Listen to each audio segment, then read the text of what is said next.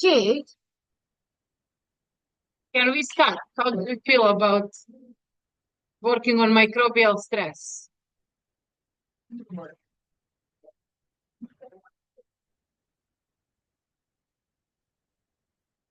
Okay, so everyone is stressed like microbes, right? We are all going through stringent response. We are all synthesizing a bunch of stuff to deal with the stress. So fantastic way to end up review. It's fantastic way to end up part of the class that we will do because next week is also I guess we're already overwhelmed enough. Stress response. How do we respond to? I guess I should give you a test to analyze your own stress response with microbial. So let's see what are you making comparing to microbes. I'm guessing that there is no same stringent response. I can tell you what's my stringent response. It's crying. Just cry a lot. You scream and you fight with everyone because that's how it goes. Somebody has to be guilty. I don't care. Somebody has to pay. I don't care who will do it. Luckily, I'm married, so you are all safe. There is always somebody who will pay. No matter what happens, he's always guilty.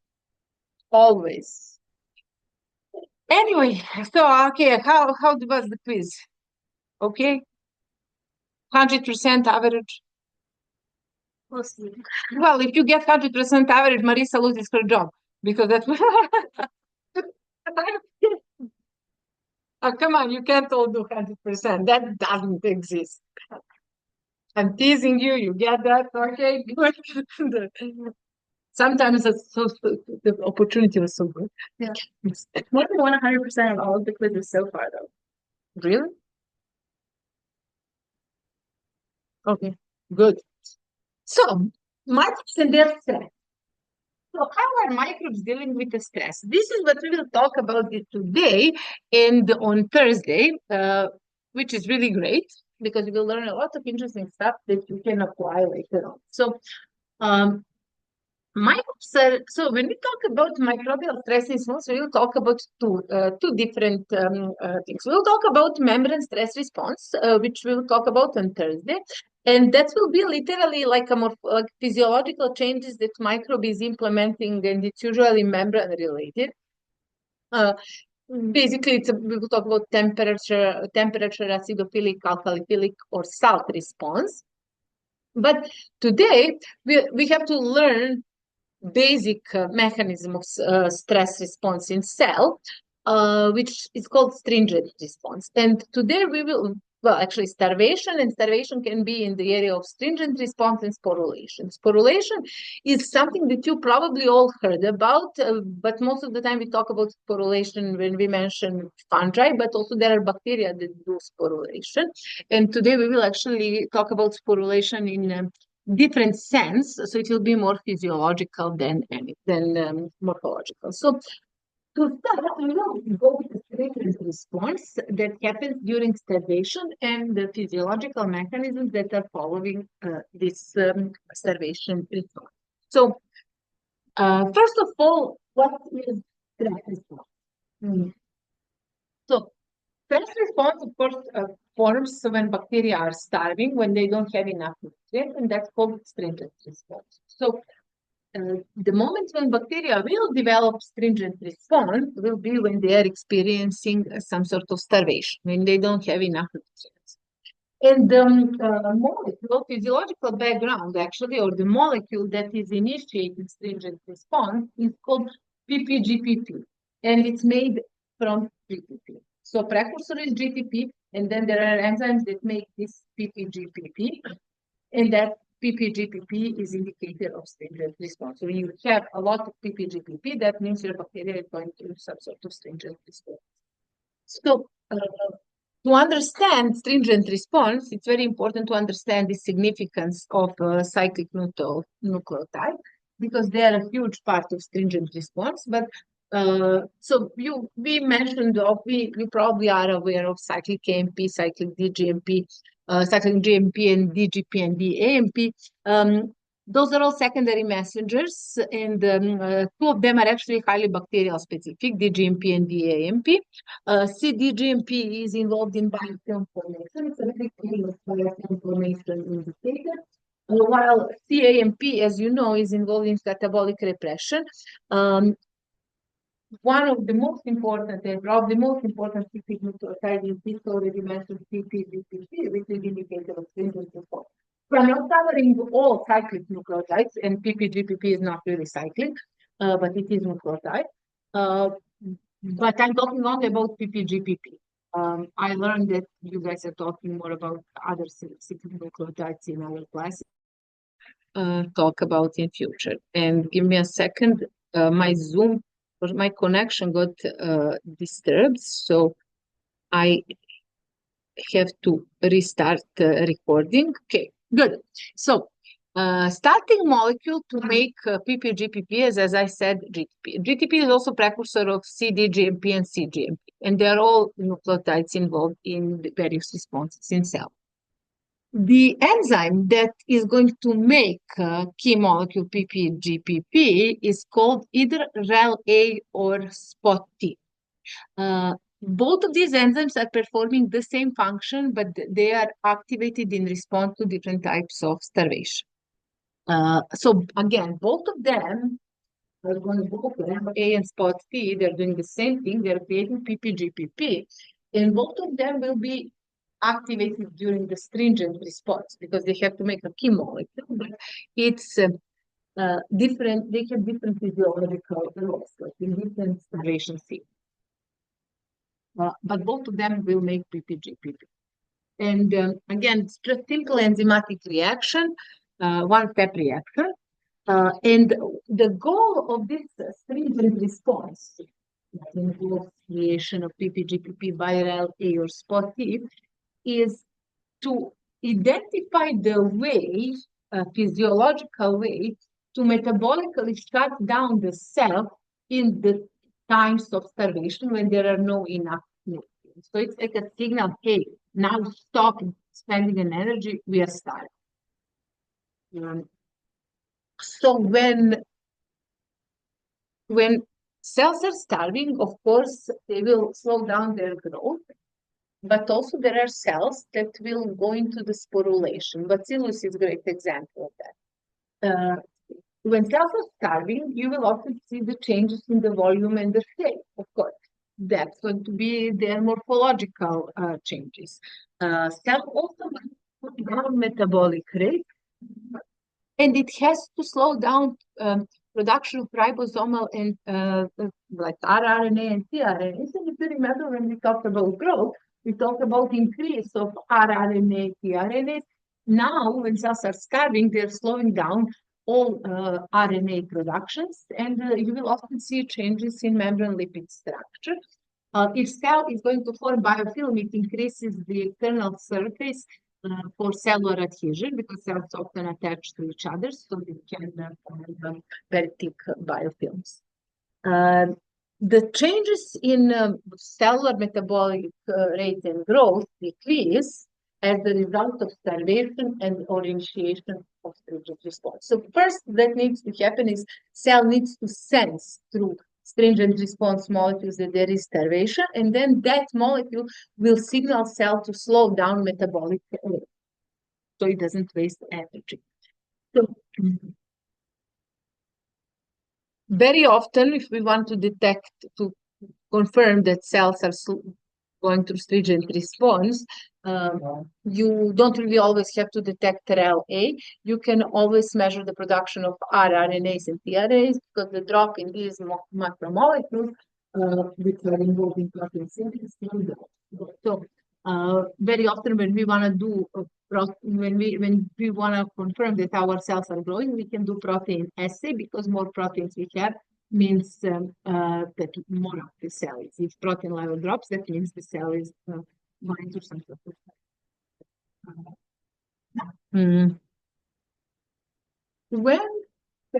when cell is experiencing stringent response, which happens in times of starvation, cell is trying to become resistant to stress conditions, which means cell has to build some sort of protection and somehow has to survive those stress conditions. So how cell knows that needs to what cell does to survive this stress condition? So cell needs to express certain genes to design certain proteins so it can survive specific conditions of stress. So how cell knows which are those stress-related genes? So stress-related genes are controlled, transcription of stress-related genes is controlled by specific sigma factors. So what cell is doing is turning on stress-related genes that are controlled by specific stress-related sigma factors. One of the examples that I'm giving here is sigma factor 54. And sigma factor, so what that means is this. So generally, RNA polymerase that does metabolic transcription is a multi-complex enzyme. So one of the enzyme complexes is called sigma factor. Sigma 70 is the sigma factor that controls transcription of regular genes. So if everything is great, then RNA polymerase will be associated with sigma 7. However, if, for example, cell is experiencing nutrient starvation, that will turn on stress-related genes, and stress-related genes can be transcribed only by sigma 54. So that means that cells have to know when sigma 70 will be associated, so sigma 54 can come in. So now that new RNA polymerase or modified RNA polymerase goes down and transcribe genes that will help to survive in nutrient stress, like nitrogen stress in case of sigma 54. And there are different sigma factors. Sigma 54 is just the one involved in nitrogen. So starvation, of course, immediately leads to the depletion of protein synthesis and rRNA, tRNA. Why? It's all about the energy. Why protein synthesis has to drop in the time of starvation? Because protein synthesis that occurs on ribosomes, that's translation, it's extremely energetically expensive process. So if you're not delivering to cell enough energetical compounds, cell can die and exhaust themselves. So cell must have the way to detect that there is stress, so it slows down translation on ribosome. And when cells are starving, they're producing PPGPP by this RLA and spotty. What that means is that cells has to have the way to try to detect that there is not enough nutrients, so it can initiate PPGPP synthesis by RLA or spotty. And this is how it's happening inside of the cell. So it's all about the ribosome. Again, it's all about the ribosomes, and it's all about having active enzymes like REL-A and SPOT-T. Because if you have a mutant that cannot synthesize REL-A, that means there is no way that cell can detect there is a starvation. So if you have this mutant, that REL-A mutant under nutrient limitation, cell doesn't have, it's like a broken receptor.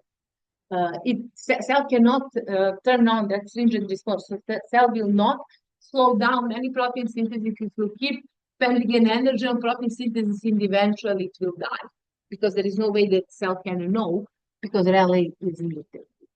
So RLA is here actually to balance the sense of nutrients and, if required, to turn off protein synthesis and to stimulate stringent response. So REL-A or SPOT-T are key points. And I'm using REL-A as example because it's easier. So, and SPOT-T is pretty much functioning in the same way like REL-A. And the reason, so just REL-A will respond and sense amino acid starvation, while SPOT-T will sense carbon source and energy limitation. So, but they both perform the same function. They're both doing the same thing. They're making PPGPP and they're sensing the lack of nutrients. So again, they are same SPOT-T and RLA, same molecules performing same function, and they are known as homolog genes. RLA detects amino acid starvation, SPOT-T detects carbon and energy source starvation.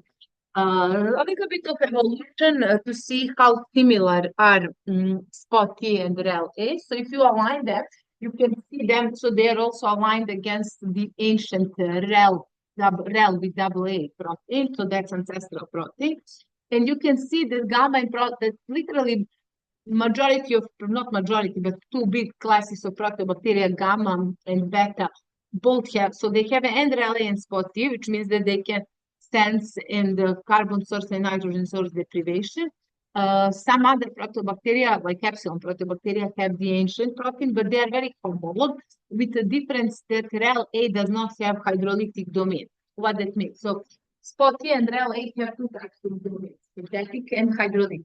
And synthetic domain is pretty much aligned. So they're very, like, it's aligning. This is the order, right? Completely aligning in all three, the synthetic and REL-A and spot T. So the difference is that hydrolytic domain usually degrades PP-GPP, so it can make it when needed, but when it's not needed, it degrades it. So this REL-A actually does not have that hydrolytic domain, but everything else is pretty much the same. So they are very homologous, which indicates that they are. What is the key point here? How REL-A, so how REL-A knows that there is starvation. So the key is about ribosomes. So REL-A has ability to interact with ribosomes, and this is a schematic figure how REL-A actually interacts with ribosomes. So what's happening with ribosome when there is no enough amino acids? So if you think about translation, what is translation? You have tRNA that carries amino acid to the place of the ribosome where it will attach to the initial amino acid, and then you have peptide bond formation on P and A site of the ribosome, P and E. So all three types of ribosomes. So what's happening when there are not enough amino acids? When there is no enough amino acids, transport RNA becomes uncharged. Why? Because the charge of tRNA originates from amino acid. If there is no enough amino acid, then tRNA gets uncharged. And so empty, uncharged, it travels to the ribosome. So once when uncharged DNA travels to the ribosome, that uncharged or empty tRNA without amino acid attached does translation. So it stops translation. It stops translation.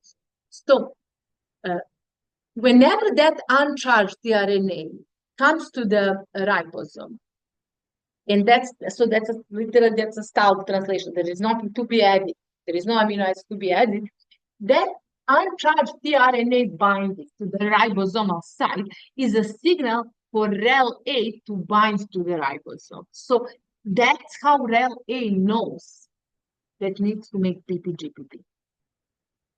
When REL-A binds to the ribosome, what it does, it literally opens a cleft. Why a cleft? Because it needs to take now, ribosome now has to get that GTP, because from GTP, REL-A will make PPGPP. And if you think about how translation functions, like all those translation factors have involved GTP. So GTP is involved around the ribosomes a lot. But nowadays, now it will actually be used by REL-A as a factor to make PPGPP.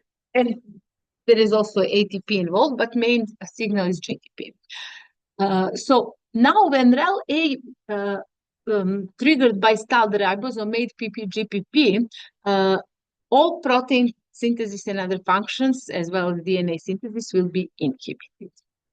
And here is how that happens.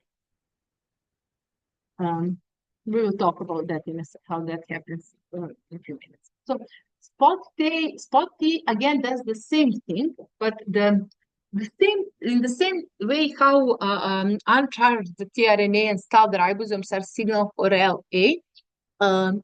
ACP or acyl carrier protein from fatty acid biosynthesis. You remember that the ACP carries malonyl coenzyme A and acetyl coenzyme A. So when there is no enough acetyl coenzyme A or malonyl coenzyme A, like the ACP will be the signal for spot T form. So unoccupied ACP is a signal for spot to be activated. So when there is no hydrocarbon attached to the ACP. And again, Spot will use the GTP and ATP. So uses phosphates, two from GTP, one from ATP to form PPGPP, which is our. Again, similar principle, but different triggers.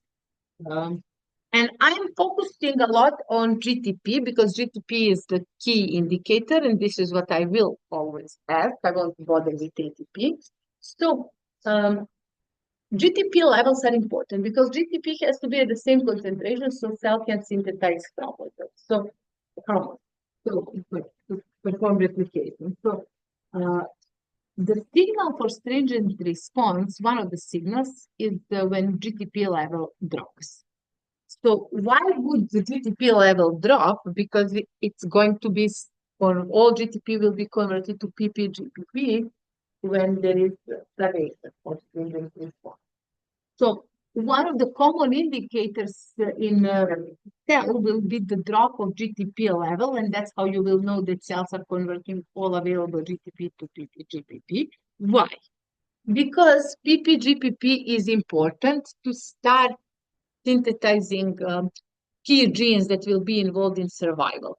So what PPGPP does, so that's just beginning. PPGPP needs to bind with this DIGSA molecule, that's how we call it. It's too long to say DKSA, I call it DIGS. So all that complex DIGS PPGPP actually has the ability to bind to the RNA polymerase. So that binding to RNA polymerase will alter the mode of gene transcription by that RNA polymerase. So the one that starts everything is the complex PPGPP and the DIGSA.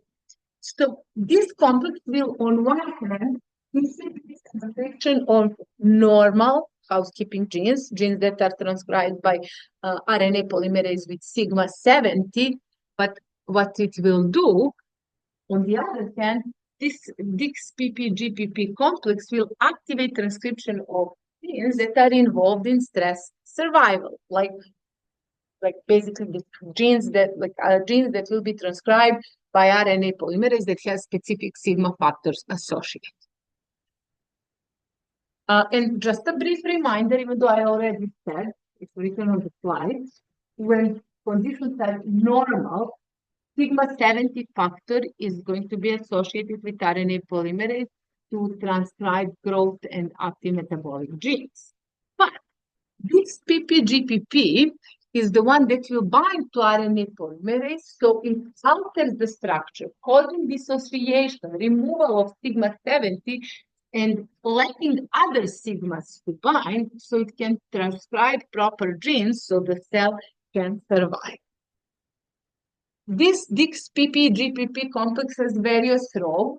It can stop replication as a complex, so bind for other complexes of DNA, or it can trap RNA polymerase or promoter and directly stop transcription. But basically, the whole purpose of this complex is to block the ability of RNA polymerase to make more rRNAs and tRNAs. Why? Because we don't want cell to waste energy on protein synthesis, aka two RNAs involved in protein synthesis. We want our cell to focus on transcription of genes that will enable survival under given stress conditions. So if we are talking about amino acid starvation, for example, because REL is involved with amino acid starvation, this complex, DIGS-PP-GPP, will activate transcription of genes that will perform synthesis of amino acids because cell needs to survive. So that's sign for nitrogen stress. But if you give them free amino acid in media, of course, there will be no need for stringent response. That's why we have to deplete media fully for amino acids to detect stringent response. Any questions so far? Yeah. Again, brief summary. Amino acid starvation, when there is not enough amino acid, will cause uncharged tRNA to occur. Uncharged tRNA will go to the ribosome. cause stalled translation, which will be initiator of binding of REL-A. REL-A will produce PPGPP. PPGPP will bind with DIX-A, and DIX-A will decrease GTP pool because there will be less GTP. That's so lower GTP level is in the same it follows. So when it's low GTP level, you have high PPGPP DIX-A pool. They are kind of opposite. What happens with so PPGPP is able that the complex actually inhibits several enzymes involved in GTP biosynthesis. So again, they're opposite. High GTP means low PPGPP and opposite. And basically, the goal is to promote growth and survival under amino acid starvation. So that's the point of making this molecule. Of course, this is not permanent interaction, so this molecular interaction between REL-A and ribosome will stop after REL-A gets removed off the ribosome, and when that happens. So it will happen when the stress is gone, but not immediately. So even when REL-A falls off the ribosome, when there is enough amino acid produced, REL-A will not stop immediately to make PPGPP, so it will stop, it will gradually stop, but so it will still make PPGPP, so there will still be some PPGPP, but because now cell already made amino acids, there will be no more need for active production of PPGPP because there will be no stalled ribosome because now there will be amino acids to attach with the RNA. Simple, you get turned on biosynthesis of amino acids with PPGPP DIX-A complex, and when there is enough amino acids that can attach to the tRNA, that tRNA now there is no more uncharged tRNA, it goes to the ribosome and keeps doing protein synthesis, but you will still have some REL-A in cytoplasm that is making PPGPP, just the level will keep decreasing. And this stringent response is involved in related to metabolic shakedown. So again, you want to the cell wants to slow down their functions. So all protein synthesis related molecules drop, the same as DNA replication.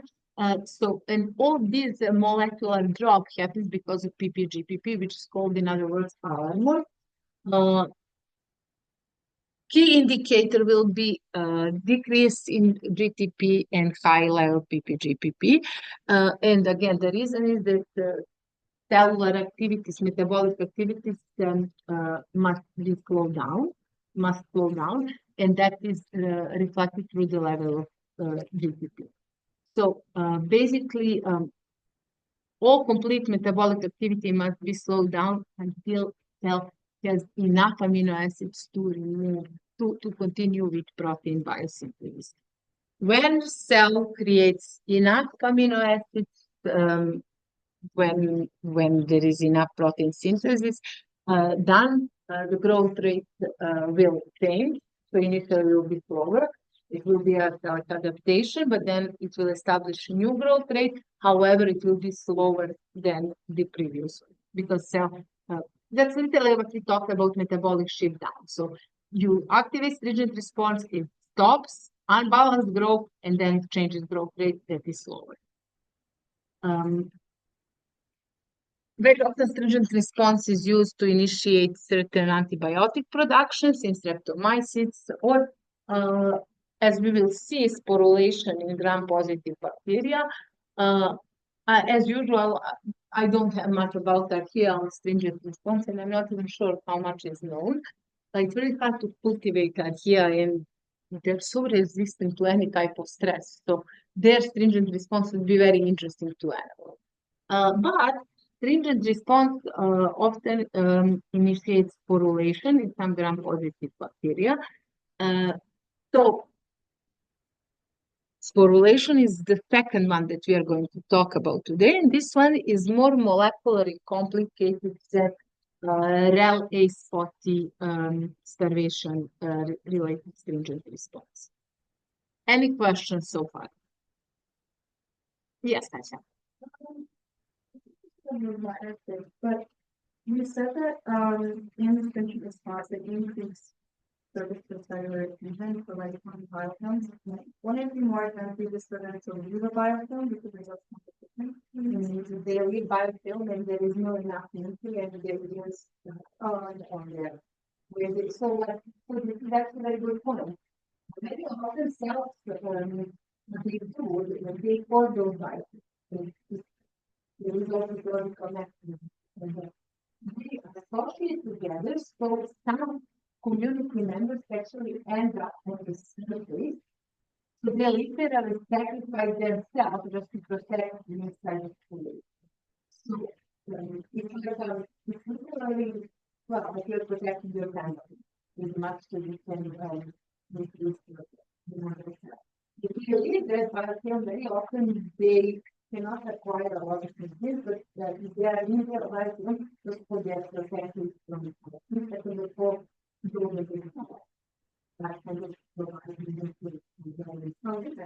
it's really interesting physiology.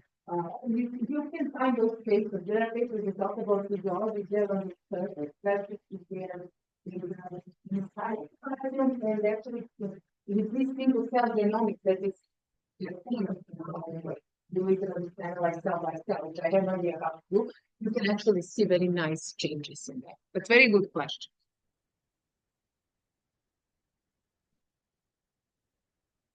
If I don't see some hand, you just stop me. Please, I might miss you. Whenever I talk about, I actually really like stress response. It's one of my favorite topics, so I can literally talk about that anytime when you ask me. It's all about membrane. Like you will see next class, so many important things are happening in such a small part of the cell. So you don't even, if you're not molecular biologist, you never even think about membrane as such an important part of bacterial cell. Luckily, I am, so I love it. Anyway, move on. Sporulation.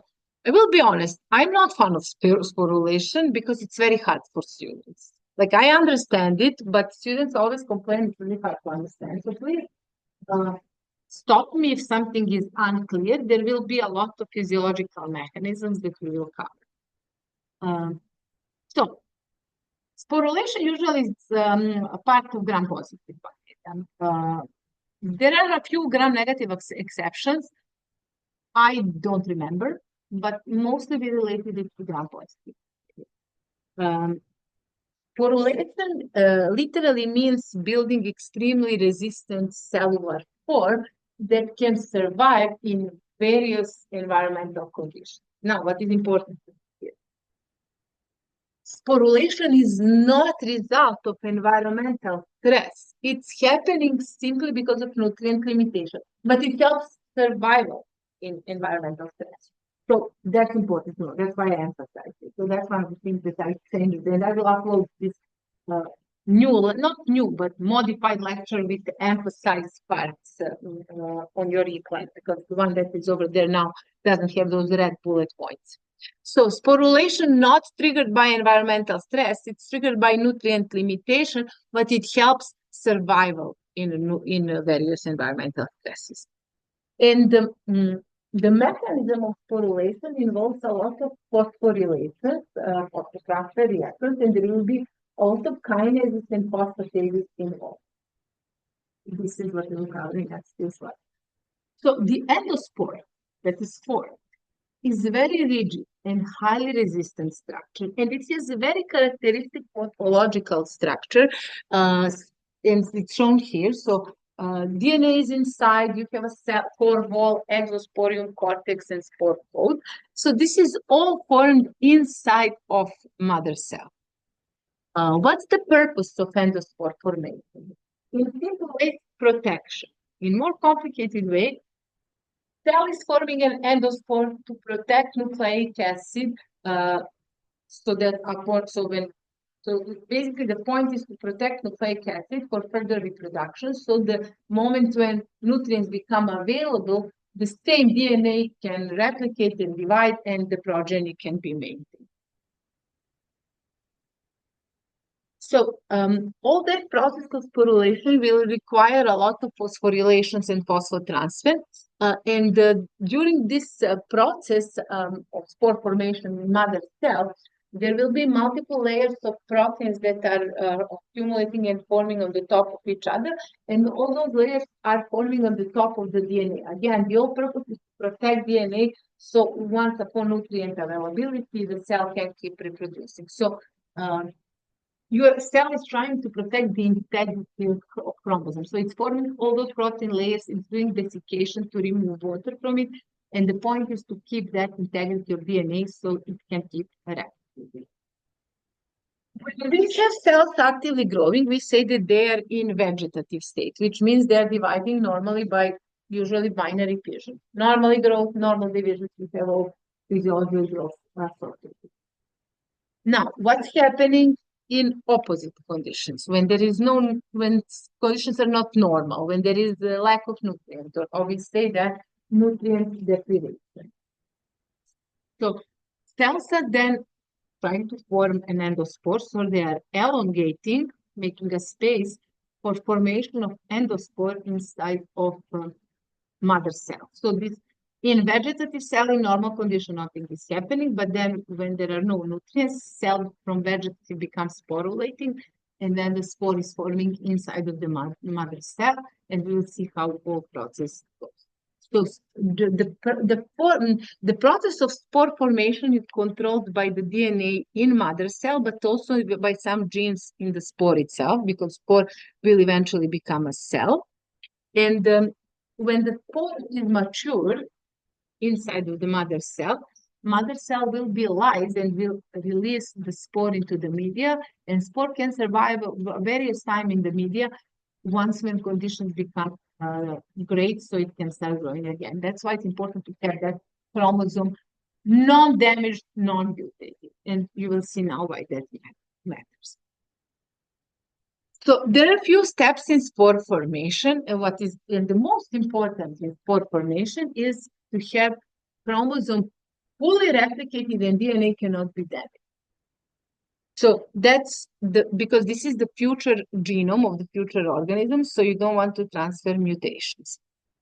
Next, the thing that must happen is septation between mother cell and pre-spore. And all this septation will be followed by active gene expression in mother cell and in spore itself. And the gene expression will lead to the spore protein development. So all those multiple layers of protein that will surround the DNA are developing. Probably the most important molecule in spore formation is dipicolinic acid. And what dipicolinic acid is doing is chelating or capturing calcium and drying, this like removing a water, desiccating a spore. So this is the role of that, like dipicolinic acid. Chelation of calcium and the spore dehydration. So that's how you keep the chromosome integrity. Then you will have additional spore coat formations and the lysis of mother cells. So this is the order of spore formation generally, brief overview. So important is to have chromosome replicated. Important is to have septation between mother cell and pre-spore. You have to have active gene expression in both in mother cell and the spore. Those genes will be involved in formation of multiple layers of proteins that will surround DNA, and you have to have dipicolinic acid with calcium, so it desiccates the spore, and the end is mother cell lysis and release of the full spore. Again, this is just this is general overview, and in the picture, maybe some people prefer pictures. So again, you have vegetative cell at stage 0. That's when there is no spore formation. In stage 1, you will have this septation, as you can see, between mother cell and spore. Then you will have developing of spore, which is followed by active gene expression. Again, you have to have enough proteins to coat that DNA. that is also followed by production of butyrylcholic acid that chelates calcium and dries out the spore.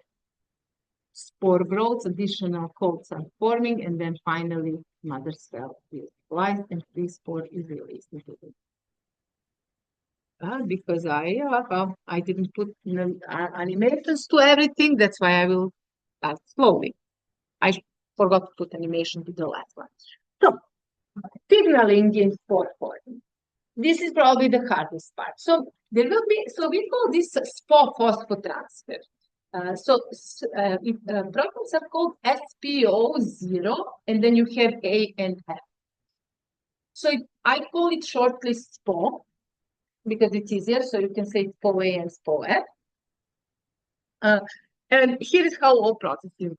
So as you can imagine, spore formation is of course controlled by certain genes that are controlled by certain sigma factors. And sigma factors like H and then E, F, K, and G, they are involved in different aspects of spore formation. But let's go slowly, step by step. So transcription factor involved transcription factor involved is A, SPO-A. That transcription factor is binding to the sigma H. Sigma H is like an analog to the like other sigma factors. So sigma H will bind to the RNA polymerase once when a cell is initiated sporulation. So sigma 70 goes away, sigma 8 will bind. So this 4A and sigma 8 are complex that is involved in spore formation. They enable asymmetric cell division and the four cellular compartments of spore. Different sigma factors, E, F, and G, and K, they are involved in different aspects of spore synthesis. They all require SPO-A transcription factor. So, for example, sigma E will activate production of proteases that is involved in septation between mother cell and free spore. Then sigma F will activate the transcription of genes involved in protein fold formation. Some other sigma factors like K and G will synthesize proteins involved in mother cell lysis. So, but common for all of them that they will all interact with this transcription factor SPO-A. Now, if you thought that SPO-A is the most important, you were wrong. It's not. The initiation of sporulation actually starts with the transcription factor SPO-F. So SPO-F is the one that gets phosphorylated with different kinases, kin A, kin B, and that phosphorylation of this SPO-F with the different kinases, so we have phosphorylated different kinases, will alter the ability of transcription factor to initiate sporulation. Simply as it says, phosphorylation means sporulation. Dephosphorylation means no sporulation. That's how you will memorize, not hard at all. So whenever you have phosphorylation involved, you have to have enzymes called kinases. And there are various, because they are adding phosphate group to this. So these kinases will add phosphate group to this transcription factor depending on the growth condition. Master kinase of SPO-F transcription factor is kinase A. Kinase B is also involved and it regulates cell density pathway, but both of them actually have very specific role. What is common for them is that they both have the same substrate SPO-F. And of course, where do you see kinase? It must be phosphatase, and these RAP proteins are phosphatases, which are balancing the level of phosphorylation of SPO-F. Why do you have to balance this? Why do you have to have kinases and phosphatases? Because cell must have a very specific set of minds, so to say. It cannot be DNA damage in order to sporulate. If there is DNA damage, there is no need to sporulate, and that's where you have to turn on phosphatase. So cell must be able to detect. Okay, so how that goes? As I said, SPO-F is the one that gets phosphorylated. That's how you will memorize. Kinases A and B are phosphorylated for F. So if DNA is damaged, phosphatases, wrap proteins, will immediately remove phosphoryl group for SPOF, so phosphorylation doesn't happen. But if DNA is not damaged, then phosphorylation must happen due to starvation. Then those phosphatases needs to be blocked with specific proteins. You don't have to know which proteins. You just need to know that there are specific proteins which will block phosphatases if with itself needs to do phosphorylation, because in that case, kinases A and B have to be active. They have to add phosphoryl group to SPOF. So SPOF phosphorylated means phosphorylation, which means phosphatases are blocked. So phosphate group from SPOF eventually goes to SPO-B and then SPO-A. So that's that phosphorylate when phosphate group gets transferred. You heard something similar when we talked about methylation, just like when we talked about chemotaxis, that phosphorylation, dephosphorylation. So here you don't have methylation, it's only phosphotransfer. And we also talked about this phosphotransfers, if you remember catabolic retention, when we talked about glucose utilization, when phosphate group goes to HPR and then to E1, E2, ABC. That's going to be important for the exam. So even though SPOF gets phosphorylated and then transfer of phosphate group is happening to SPO-B and SPO-A, SPO-A is the one that is the checkpoint for GTP level. If GTP level is low, what that means there is amino acid starvation, and that means there is stringent response happening. So that means, okay, I'm stressed, I have stringent response, I don't have GTP, all my GTP was converted to PPGPP because there is some sort of starvation. So now I might should start following. So what's happening? So that GTP level is again a key point. So if GTP level is high or low, different types of transcription regulation proteins like COD-Y will be activated. So COD-Y is very commonly involved in listeria responses, because listeria is famous to make biofilm, but I'm not going to talk in details about that. For this purposes, for this class, what you need to know is that COD-Y binds GTP when it's high GTP level, and then they together actually inhibit kinase B. When they inhibit kinases, they slow down, there is no phosphorylation. Again, high GTP level, that means no stress, there is no stringent response, there is no need for sporulation, that means sporulation has to be inhibited. How will you inhibit it? By inhibiting phosphorylation. How will you inhibit phosphorylation? By inhibiting kinases that are involved in this phosphotransfer. So that's what high GTP level does through COD-Y and GTP. On the other hand, when you have low GTP, that's sporulation signal. And there is another more complicated, of course, response. So COD-Y GTP are regulating when it's high level, but what's happening when there is a low level of GTP? That means stringent response is active, right? And that means sporulation should happen. But what if DNA is damaged? So if DNA is damaged, you don't want cell to spore. So in the case of DNA damage, there is a specific SDA protein that will now block another kind A. But again, the point is the same. There will be no phosphorylation. So that, because you don't want cell to sporulate when DNA is damaged. So DNA damage, something that doesn't need to be saved, is a signal for production of SDA protein, and that SDA protein blocks that phosphorylate, phosphotransfer, so sporulation doesn't happen. So even though there is low GTP, DNA is damaged, so SDA signals, okay, DNA damage, block kinase A, no phosphorylate. So from spore to vegetative cell, the growth establishes upon nutrient availability. How do you activate the spore? Nutrient broth, sublethal temperature. Germination again is followed by a rapid production of rRNAs and proteins. This is a metabolic shift up that we talked about. Some interesting note about the spores is that some bacillus spores were preserved for like 40 million years. So wow, that's a long time to go. And they could be revived from sea contamination. So they found a lot of spores in permafrost in Yukon. But the purpose of me telling you this is just to give you the sense how resistant these structures are, that they could survive millions and billions of years. And again, if you find some good paper to present, I would love to hear.